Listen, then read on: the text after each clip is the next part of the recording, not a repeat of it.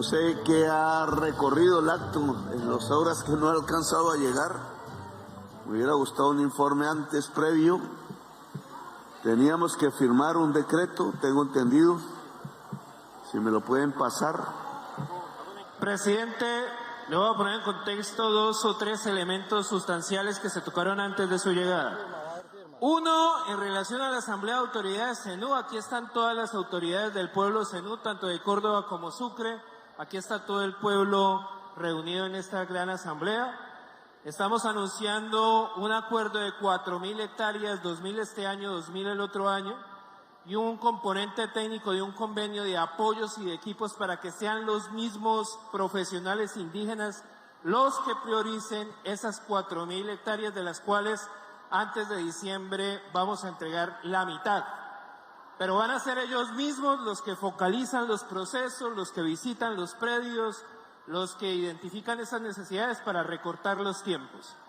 Y dos, el componente del decreto, presidente, que fue lo que en su momento generó una discusión en la Corte, que era toda esa tierra del Fondo de Reparación. Aquí está el director de la Unidad de Víctimas, que está para su firma la constitución de ese decreto que nos permite la compra efectiva de toda la tierra del Fondo de Reparación por Enajenación Temprana.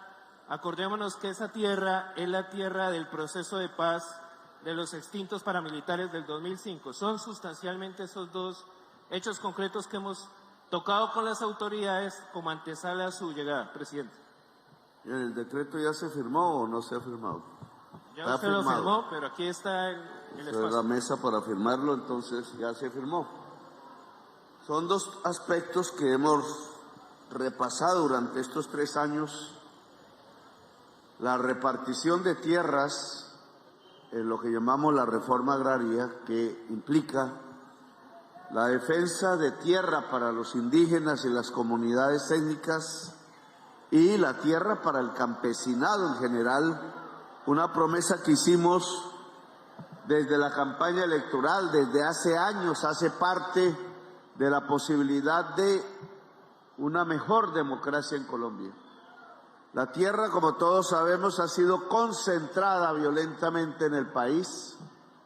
Es uno de los delitos de lesa humanidad, yo diría, porque la masacre desatada en décadas, lo que yo llamo el genocidio sobre el pueblo colombiano, tuvo como objetivo mayor la concentración de la riqueza, y entre la concentración de la riqueza, la base misma para producir, que es la tierra fértil. Le quitaron la tierra fértil al campesinado, así fue. Fueron millones y millones de hectáreas que aún no regresan a manos del campesinado. Informes tendrá que dar la Oficina de Restitución de Tierras, cuánta tierra restituyó. Informes tendrá que dar la Agencia Nacional de Tierras, responsable de la reforma agraria en primer lugar. Balance final que se hará al final de este gobierno. Aún quedan 8 meses largos. Balance hará la Sociedad de Activos Especiales, a las que le encomendamos la tarea de conseguir toda la tierra posible que habían sido extinguidas por vía de la justicia de los narcotraficantes.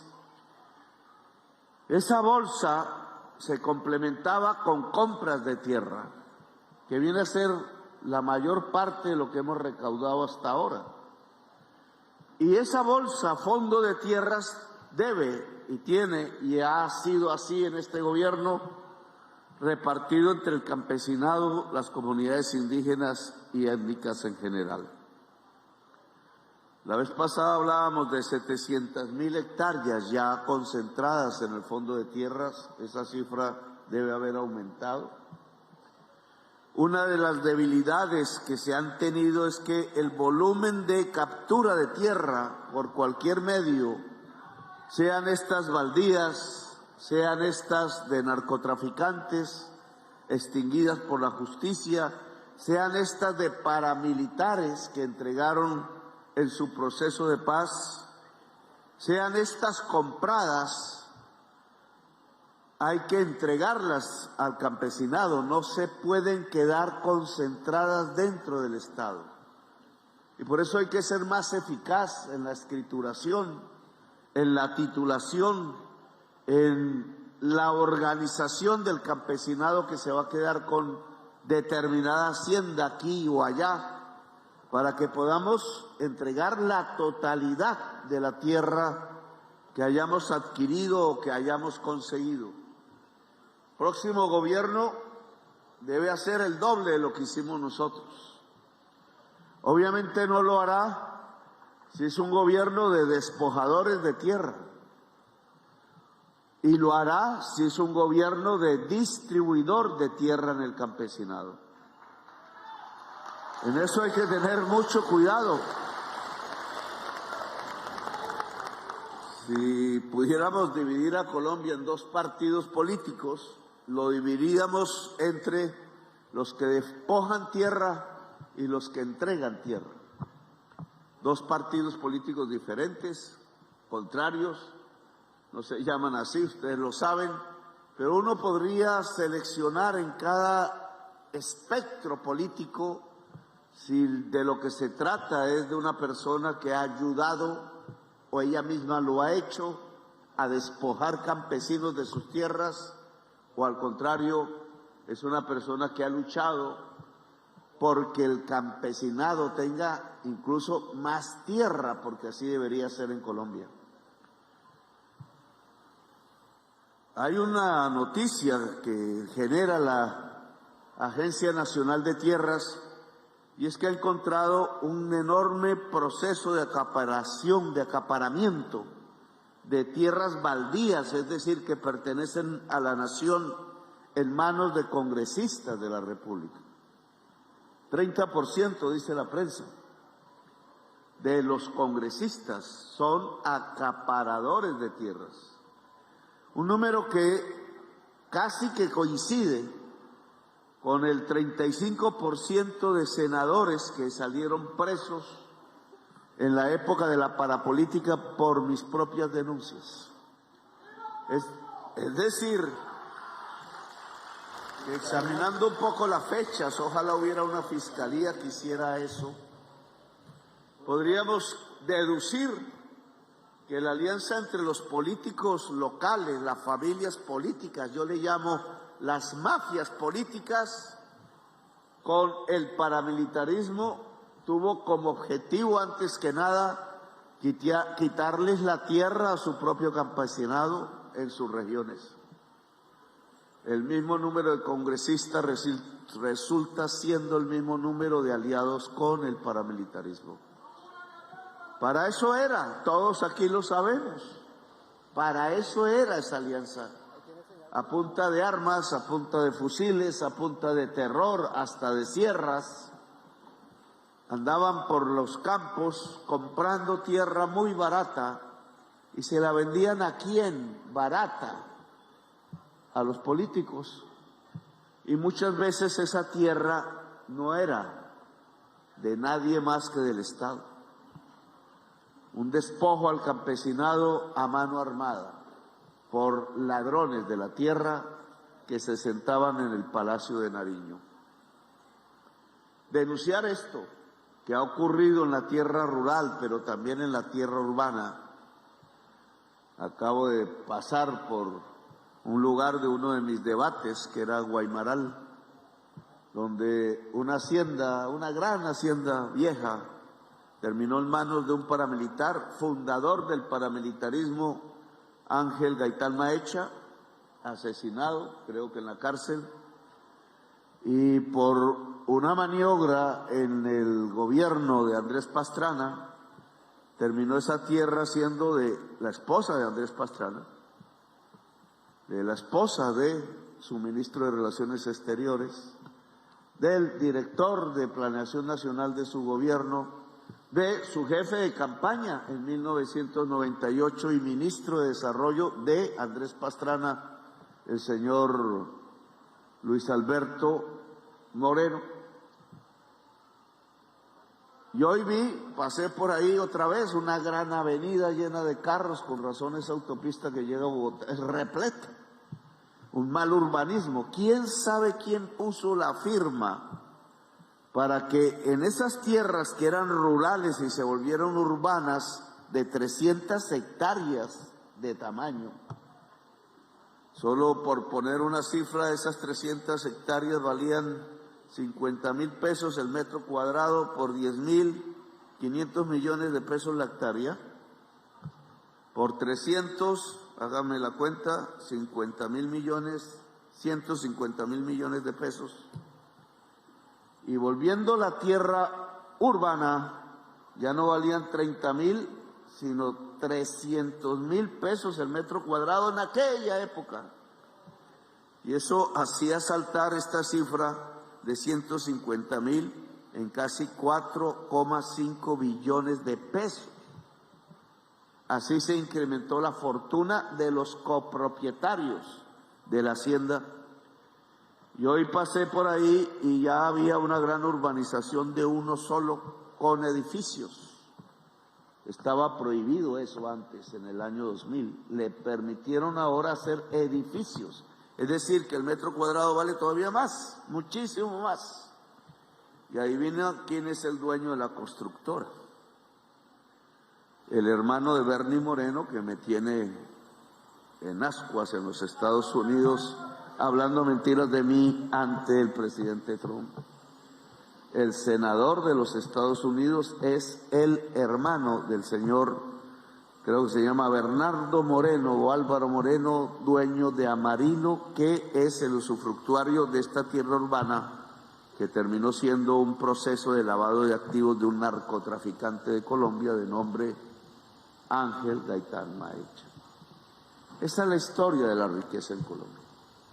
El usufructo del Estado, el usufructo de los bienes del Estado para apropiárselos una pequeña cantidad de familias y quitarle a la mayoría del pueblo colombiano su derecho a usufructuar su propio territorio, la riqueza nacional, ser parte de Colombia.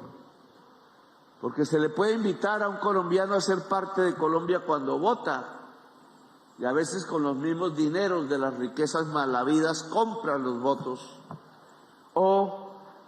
pero nunca se le invita a la riqueza del país y vive pobre, solo vota, recibe un dinero pobre y vive en un país como pobre siendo un país riquísimo. Esa historia es la que queremos cambiar y es difícil y solo se puede cambiar con la mayoría del pueblo. Solo a través de su voto, si no queremos violencias, y ya estamos hartos de la violencia. Y solo si ese voto no se vende, solo si ese voto se discute colectivamente y es libre. Y si es libre, cambia Colombia. Si es vendido, nos venden, así de simple, nos venden. Por eso crear la conciencia popular es fundamental, porque pobre que vote por el mega rico está votando por su verdugo, por el que próximamente lo va a echar de su propia tierra, quemándole el rancho, expropiándolo. Por eso le he pedido al comandante general de la policía, al director nacional, y ahora si está aquí el comandante de Córdoba y de la región, que la orden primera para estos meses que están por venir, gracias, es perseguir a quienes compran los votos. Y lo voy a poner en claro.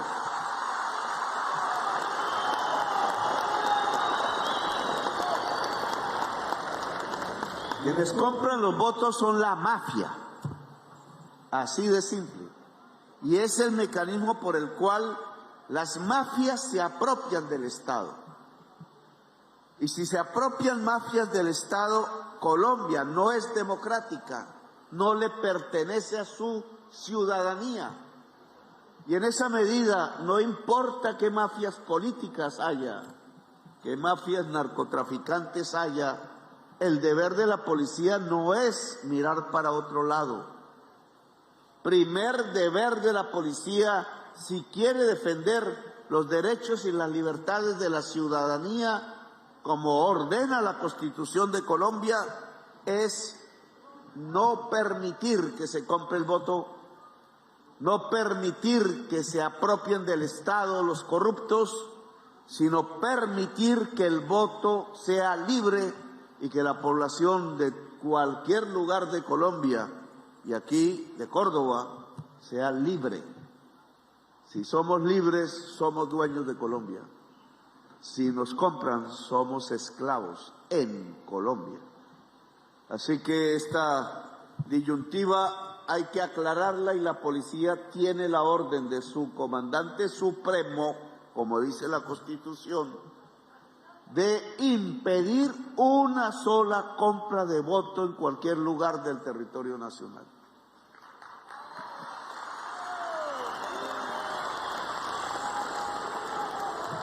Ahora bien, se ha firmado un decreto que hemos impulsado en el gobierno que tiene que ver con que los bienes que entregaron los paramilitares en su proceso judicial y de paz, se llamó Justicia y Paz,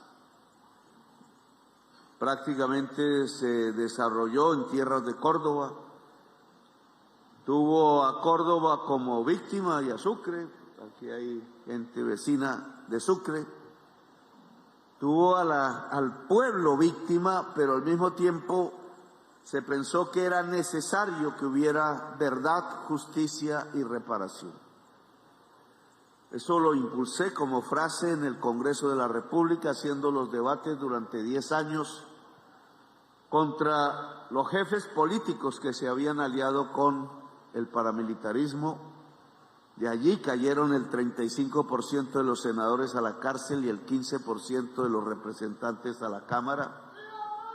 Todos terminaron confesos, no hubo prácticamente equivocación ni en mis debates, ni en el proceso judicial que mi embajador en el Vaticano agenció años después, durante años, hasta que el cartel de la toga acabó con las investigaciones sobre la parapolítica, como denominamos.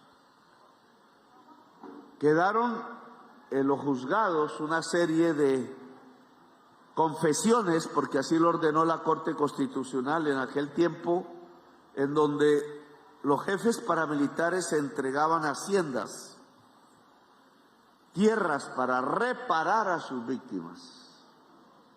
Una sentencia después dijo que la reparación era en dinero, no en tierra. Y entonces obligó a la unidad de víctimas a vender las tierras entregadas. Pero en el proceso nos dimos cuenta que otra vez habían robado al pueblo. No importó la justicia. Las tierras que entregaron los paramilitares a la fiscalía fueron hurtadas y entregadas de nuevo a testaferros de los paramilitares y o a políticos de la región. La clase política se apropió de la tierra que los paramilitares le habían quitado al campesinado, a la fuerza, al terror, y hoy cuando vamos a buscarlas, otra vez están ahí. Tiene dueños. No es una tierra en manos del Estado, y cuando se averigua a los dueños resulta que o es un alcalde por ahí de un pueblo, o es un concejal, o es un congresista. Esas investigaciones deben ser llevadas hasta el final, pero hemos logrado recuperar parte, 150.000 hectáreas creo que hay en la unidad de víctimas, y vamos a comprarlas como Estado, dado que esa es la sentencia, toda la bolsa, toda la masa de tierra, con lo cual la unidad de víctimas podrá repartir ese dinero entre víctimas, alcanzará a unos miles. Son tantas las víctimas en Colombia que no hay dinero que alcance ya. Y el Banco de la República no ha aceptado, debería, el que las emisiones en dinero en efectivo pasen antes que a los bancos a las personas víctimas de la violencia en Colombia. No pasa nada en la economía, solo que en lugar de que el efectivo lo maneje un banco para dar créditos, pues lo maneja la víctima para ahorrar quizás en el banco. La entrada al banco es por diferente vía e igual se irriga en toda la economía, que es lo que interesa económicamente, pero habría justicia porque mientras el banquero se llena de utilidades y utilidades y utilidades, intermediando ese dinero, y genera más desigualdad social, siendo Colombia uno de los países más desiguales socialmente del mundo entero, si se entrega primero a las víctimas se genera equidad social. Dicen que es imposible, pamplina, se puede hacer, los gringos lo hicieron en el COVID, entregándole el cheque a las personas que creían que se podían morir de hambre. Por eso en Estados Unidos no creció la pobreza en el COVID. El país donde más creció la pobreza viene a ser Colombia. Y ahora estamos reduciendo esos niveles de pobreza en este gobierno. Estas maneras de indemnizar víctimas son audaces, sí, pero se pueden hacer. Son millones, luego se necesitan billones de pesos. Pero en la emisión se puede pagar primero a la víctima. Ahora nosotros como gobierno, dado que no manejamos el Banco de la República ni la ley la siguen manejando congresistas, algunos, muchos, corruptos, y se necesita ganar las mayorías en el Congreso para que eso se acabe. Y de nuevo repito, las mayorías en el Congreso se acaban si no se venden los votos. Si los pobres no venden los votos, no llegan mafiosos al Congreso, porque los únicos que compran con dinero votos son los mafiosos, que son los que tienen el billete.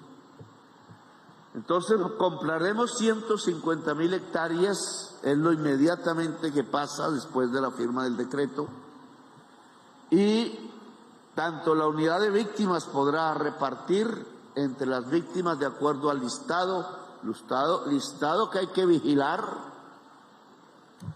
señores del Ministerio de Agricultura y del Gobierno, hay que vigilarlo, porque en tiempos electorales puede pasar no a las víctimas, sino a los votos. Y en segundo lugar, podremos repartir 150.000 hectáreas más. Si teníamos 750.000 ahora, nos estamos acercando al 1.000.000 de hectáreas para repartir entre el campesinado. Y lo quiero decir con claridad. Fuera de revoluciones violentas, esta es pacífica, en el mundo no se ha presentado una reforma agraria que entregue 1.000.000 de hectáreas al campesinado. En este momento estamos haciendo la reforma agraria más grande del mundo. La prensa no lo dice, pero hay que decirlo y hay que repetirlo una y otra vez. Alcanzando la cifra de 1.000.000, y quiero sobrepasarla en los meses que nos quedan. Y ojalá podamos acelerar el mecanismo de entrega, que es más difícil todavía, para que lo que exista es 1.000.000 de hectáreas en manos del campesinado, completamente, ojalá cultivando. Entonces, a través de este proceso lo que estamos haciendo es, y hay que sentirse orgullosos de ello, la reforma agraria más grande del mundo.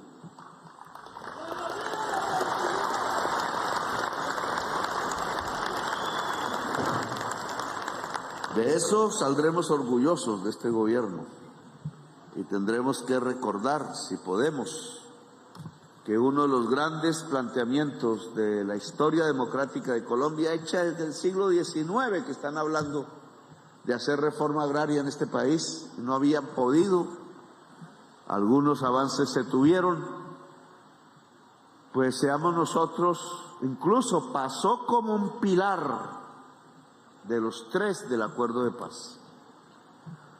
Y aún a pesar de las enemistades que Trump tiene con nosotros, se mantuvo vigente gracias a los países europeos en la Comisión de Derechos Humanos de Naciones Unidas. Luego es una declaración unilateral de Estado, luego es obligatorio incluso si la ley se opone, tema que tampoco se ha discutido en la prensa colombiana. Es hoy una obligación del Estado colombiano entregar la tierra en 3 millones de hectáreas al campesinado. Y vamos en una, luego al otro gobierno le corresponden 2, porque ya le abrimos el camino difícil. Y para el otro gobierno será más fácil, pero entonces todo depende de las elecciones. O se elige un despojador de tierras, y podría decir muchos nombres, pero no puedo. Ustedes imagínense. O se elige un despojador de tierras o se elige un distribuidor o una distribuidora de tierras. Y vamos es porque haya más distribución de tierras de 1 millón de hectáreas a 3 millones. Cumplimos con 1 y más. En el plan de desarrollo hablamos de 1,5 millones. Estamos a punto de cumplir la totalidad cuando decían que era imposible. Y uno de los departamentos más beneficiados se llama Córdoba. No sé cuánto sea ya el balance total. 45.000 hectáreas, 50 casi, hay que ir a más, he dicho, porque Córdoba es uno de los departamentos con más concentración de la tierra fértil. Y en esa medida, la gran riqueza de Córdoba, que es su tierra, su agua, pues debe ser labrada produciendo alimentos. Se desperdicia si es un simple potrero sin árboles siquiera para cubrirse del sol, como ha sido el paisaje de Córdoba en muchas partes. Y eso no le sirve a Córdoba ni a su población, ni a la naturaleza, ni al agua, ni a las vacas. Lo que le sirve a Córdoba es en tierras fértiles, bien fértiles, producir agricultura, alimentos que dan puestos de trabajo, que generan más riqueza dentro de la población, que permiten acabar el hambre, porque permiten alimentos más baratos, más cercanos y más frescos. Y el papel del campesinado, ojo, y la agencia debe ayudarme en eso, no es convertirse en un pequeño ganadero con 2 vacas por hectárea, porque mantenemos la pobreza. El gran ganadero entonces tiene que tener 500 hectáreas, 1.000 para ser medio rico, ni siquiera rico, de clase media alta por ahí. Sus hijos se van, se compran un apartamento en Barranquilla, en el norte, y se parrandean el resto de la plata. Por tanto, aquí si queremos crear riqueza es que el campesinado sea agrario en el sentido de cultivar, hacer el surco, sembrar la mata, y que esa vegetación sea alimenticia para Colombia, para el exterior y para la misma población del municipio donde se tenga la agricultura. Cultivar es fundamental en Córdoba porque nos dará la riqueza y los puestos de trabajo. Bueno, yo no los voy a hacer trasnochar más de lo que ya los he hecho esperar. He querido venir para entregar la tierra al Cabildo, la tierra Zenú, porque todos nosotros somos descendientes de nosotros, los que nacemos de familias de Córdoba, somos descendientes de zenúes, de otros pueblos también, pero de zenúes fundamentalmente. Y a ningún cordobés se le debe olvidar ese hecho de que en su sangre hay sangre ancestral, que si queremos arreglar